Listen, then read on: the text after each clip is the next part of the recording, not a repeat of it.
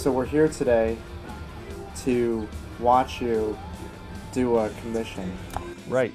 Yes. Me. Yes. Yes. Yes. You wanted one. Yes. Yes. Yes. Yes. And it's a very interesting commission.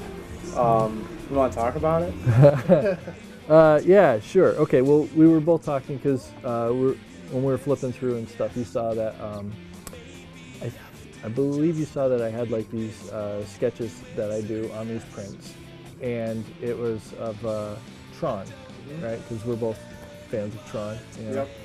And then we started laughing because we were like, you know, Jeff Bridges is really cool, and but we both noticed that Flynn turned into the dude, you know, in Tron 2. Yep. Yeah. Because we were like, you know, you're killing my mellow kid. You know, it was like, whoa.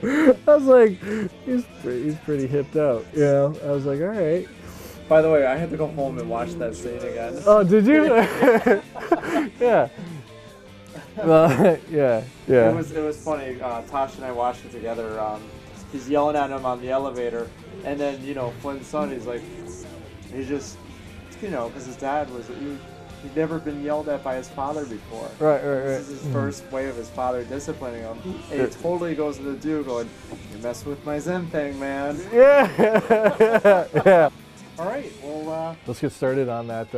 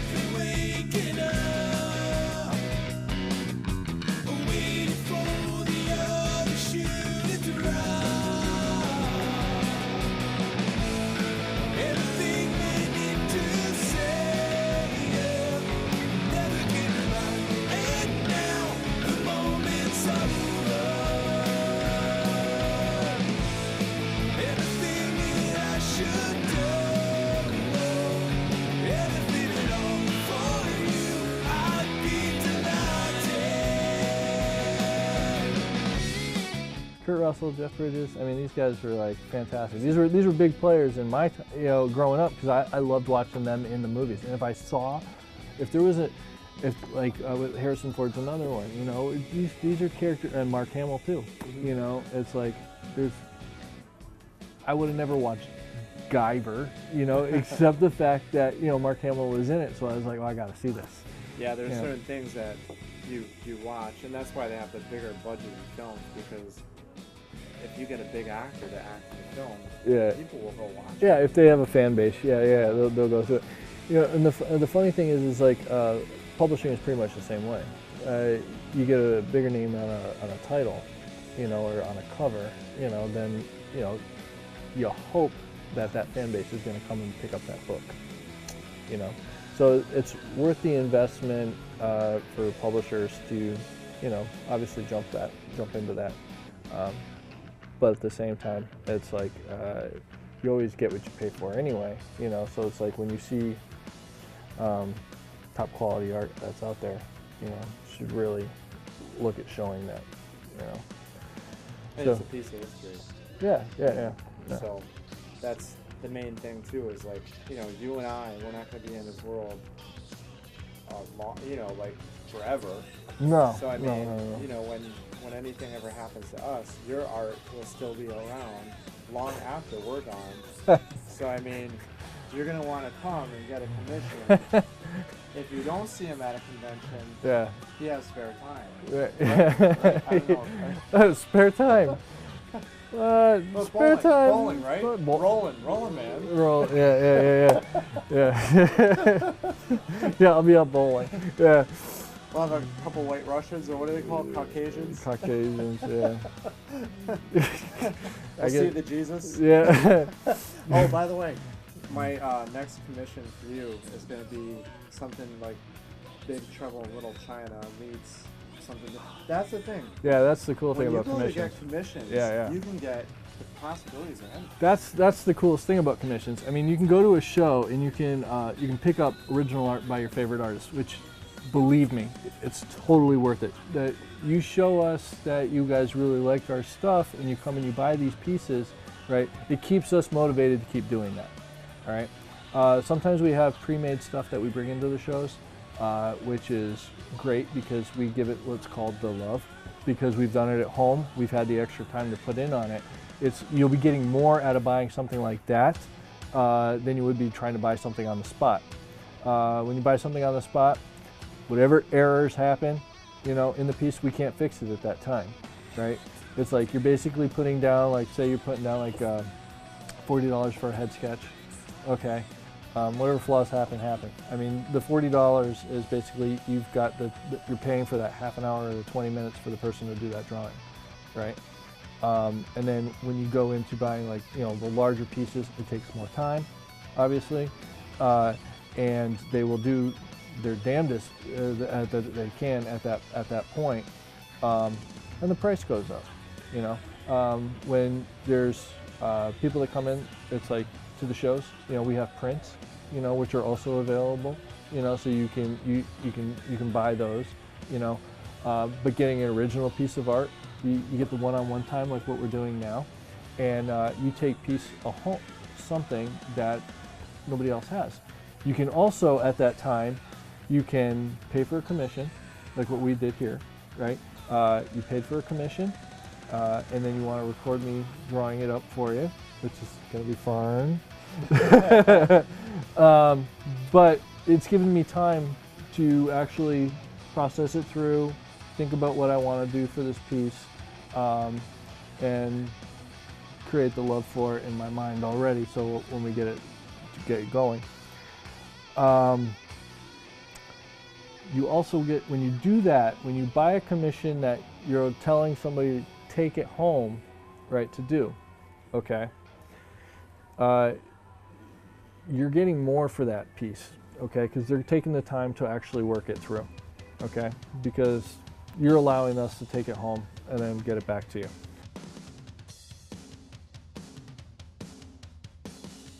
Decent job that way. You don't get to take it home right away, right? But you get something original, okay? Now you get to turn around, you get to say, okay, like what we're talking about. You want a crossover between Big Trouble in Little China and whatever. We're talking Big Lebowski and Tron, okay? So we're doing a cross between the two. Luckily for me, Bridges happens to be the same guy. Well, I was thinking Big Trouble in Little China and Captain Ron. Or Snake Plissken. Because retail, I mean, merchandising companies, it's, you know, they have what's been produced and just continuously recycled, you know, licensing art and stuff. And everybody has it, you know, but you don't have that. It's always missing like this one person, your personality being added into it to what you believe in it to be, right? And you want that, you know, that's what you want to put up on your wall. That's something that you're looking for, and you can get that from when you hire an artist to actually do a commission piece for you. And it's like, and we get that because it's like the reason why we do what we do is because we're actual fanboys in in our soul. It's like we love this stuff being made. Right now is a great time for comic book fans because it's like, look at all the films that are being made. It's like sci-fi is everywhere. And the fantasy world that we all loved as kids, it's all coming out, and it's great. And I love doing fan art as well. It's like because it's like pieces that I want to see up on my walls and stuff. So I do I do the paintings. I get the commissions for like so they have an original piece of art. Based on like your favorite show or your favorite movie. And I go from a wide range too. I mean, I go from doing like animation style, with like the SpongeBob stuff, and then I can go all the way to photorealistic, And these are the great pieces that you can put up on your wall, and you can get commissioned stuff too.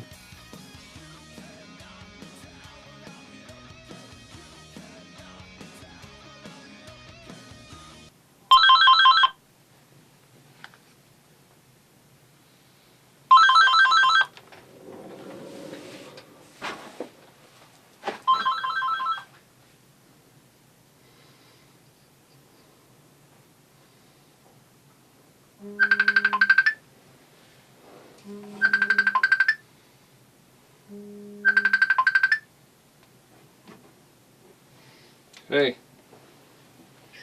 so sorry I accidentally bumped out, Jim. Okay. I realized what was going on. I actually was trying to call my aunt, just to let her know that I was going to be coming home tonight. Okay. And like, he could hear your number, and by the time I realized, I was like, oh no. Right. I'm so sorry. No, it's okay. It's cool. Didn't wake anybody. I was able to get to it. Yeah. Well, the phone that I had down here, the phone I had down here was dead, so I wasn't able to answer it.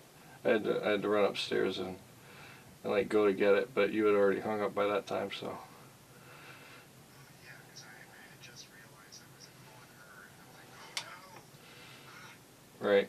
Sorry about that. It's cool, man. All right, you have a good night, and I'll talk to you tomorrow, okay? Or later on today. All right. Yep, you too. Bye.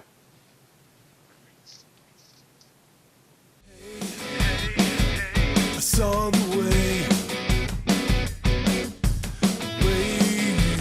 looked at me, and the way you made me feel.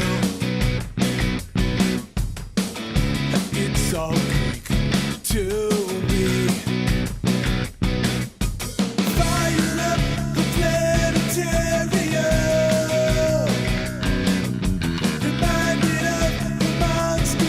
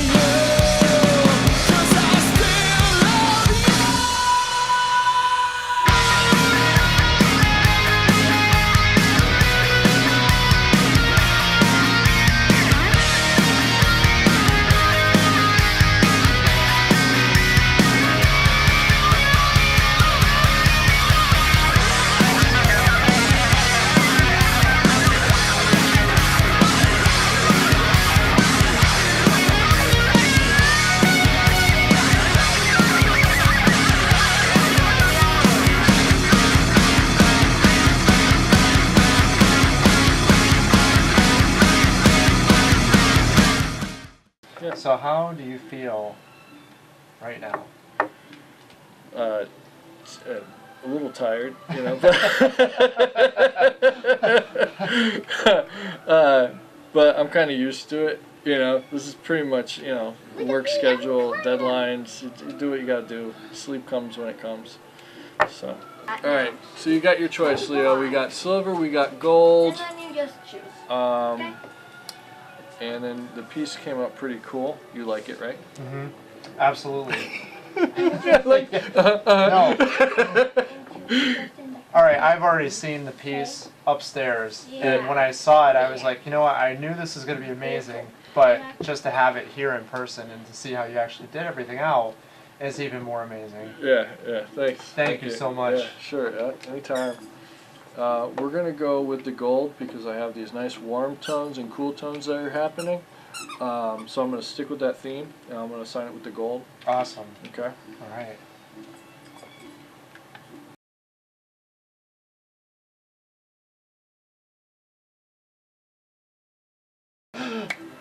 Thank you. Yeah, no problem, man. Show the camera.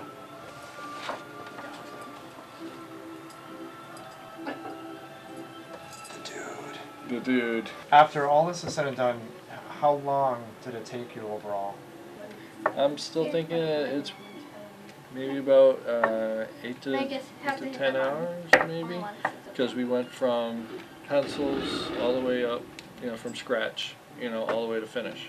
Well, when we were originally talking about the concept, and then I was thinking how I was going to compose this piece, and because I knew I was dealing with like a vertical space, and I was trying to, you know, figure out, don't want to have just both bikes coming at us, and then I wanted something where you could see Big Lebowski. I wanted to be able to see the bike. I wanted to see all the characters nice and clear so you can recognize them, and I didn't want something that was just going to be simple headshots.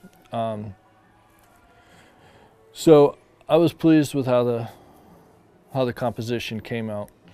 I think that you know, I like that we have like the movie, you know, the movie scene. That's the tie-in, you know, with the second film.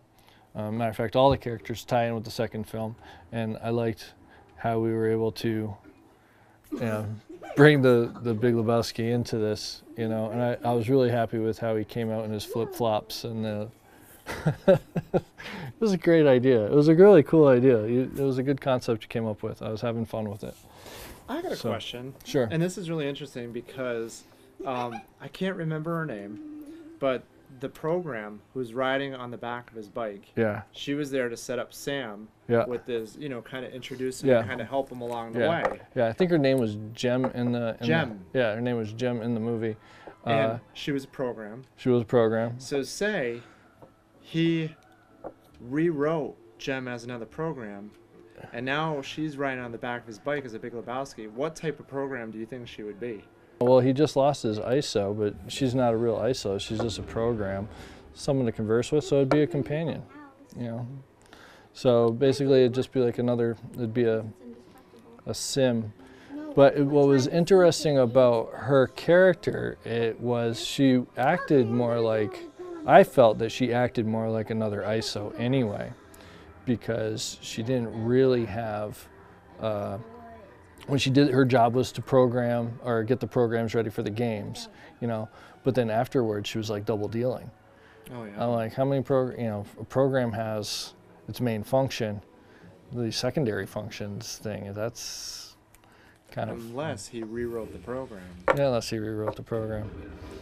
So So I think it would be kind of cool. I think it'd be a cool idea, a cool concept. She was a great character. The actress did an awesome job. I mean, obviously we all got, you know, we're drawn into that character right off the bat. And then, you know, and the actress is really cool. You know, she was also in like Smallville. You know, she did a Zatanna, and I think everybody was just like, oh my God, she nailed that, you know? So, yeah. Yeah. So now, will you be doing commissions like this in the future? And if so, where can people contact you? I always do commissions like this. Well, commissions are great. You can either catch me at a show, you can talk to me there, or you can go to my website, which is rl2visualarts.com. and you can just contact me that way. And as far as like, you know, commissions go, if you were going to get a piece that was going to be done at a show, you wanted to pick it up at a show instead of, you know, you want something more unique for yourself, but you want to pick it up at a show, you can do pre-show commissions. So you can find out where an artist is, and it's not just with me, it's with any of the other artists out there. You can actually go to their websites, find out what shows they're going to be at, send them an email, a contact, commission the piece, and then you can pick it up there. And I mean, what a great way to have a conversation with the person that you're a fan of, you know. Yeah, and you know, I'll tell you, when I literally talked to Ron, how many days ago before doing this? Like maybe 3. Yeah. And I nailed it. Yeah. Yeah. Yeah, that's my job. Went above and beyond. Yeah. Seriously. Yeah. That is some fantastic work. So we hope you enjoyed being with Ron Leary and watching the whole time lapse. Thank you for tuning into ConMen. And Ron Leary signing out. See you all at the next con. see you at the next con.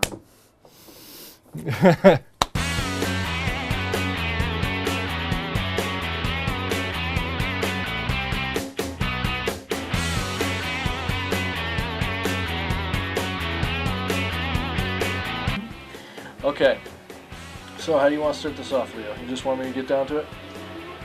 So, I finally finished Leo's piece. That one is just Focusrite piece. This is my hands talking. Okay. Yeah. Alright. Yeah. Alright, Leo. Now, I hear Tasha has this problem with business cards. Different sizes, don't fit in her pockets. So, I want to give her one that she can't lose. How's that? First way of his father disciplining him, and he totally goes to the dude going, "You mess with my Zen thing, man." Yeah. Yeah. All right, well, Let's get started on that, dude. We're always looking for new and talented individuals. If you would like to be a part of ConMen, please send us your original documented convention experience through artwork, filming, photography, and writing. Thank you for watching ConMen.